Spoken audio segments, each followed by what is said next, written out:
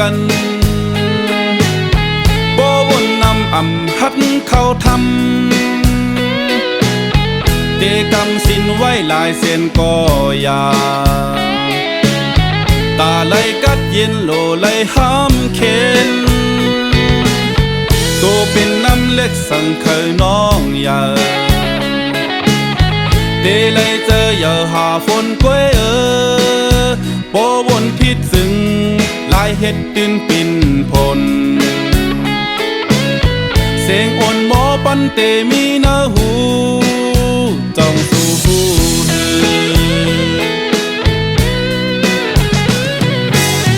บ่เมืองลับสิ่งเปเคยง่ายเห็นเมืองเลี้ยงลับสิ่งเป็นเสือก้อยนา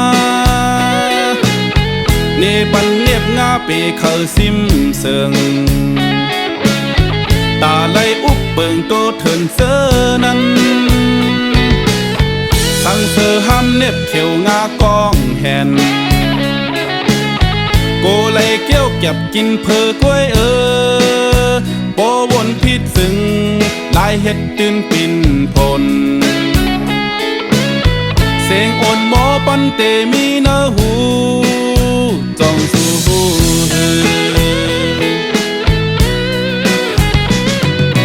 พ้องนำน้องคุณยี่ไลฟังโตป่อเมืองลาบสิ่งเบเคยง่ายเห็นเมืองเลี้ยงลับสิ่งเป็นเสือกล้วยนา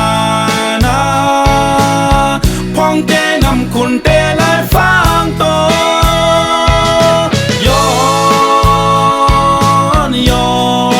ย้อนฟังไว้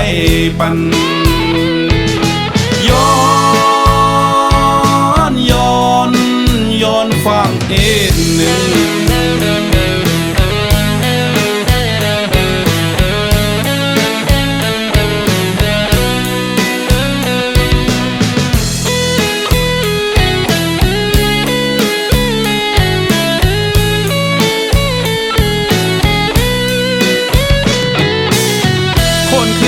เก่าจังหมอพีดกันบ่วนนำอ่ำฮัดเข้าทำเตกำสินไว้หลายเส้นก็ยาตาไหลกัดเย็นโลไหลห้ามเข็นตัวเป็นน้ำเล็กสั่งเคยน้องยา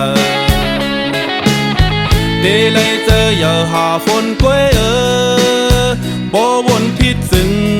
ลายเห็ดตื่นปิ่นพลเสียงอ่อนหมอปันเตมีเนื้อหูจ้องสู่หู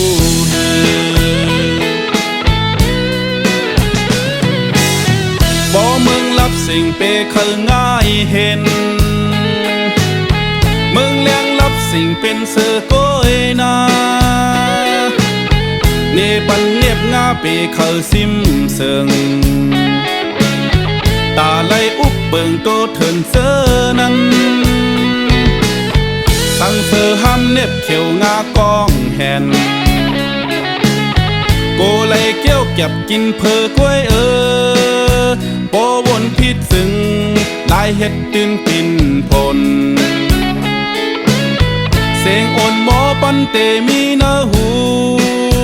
จ้องสู่หู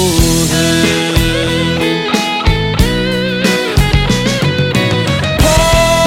งนำน้องคุณลีไลฟังโตป่อเมืองลาบสิ่งเบเคยง่ายเห็นเมืองเลี้ยงลับสิ่งเป็นเสือกล้วยนาพ้องเตนำคุณเตไลฟังโต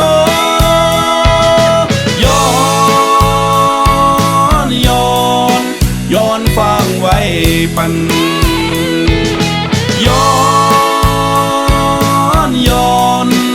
อนฟังเอ็ดหนึ่งย้อนฟังไว้ปัน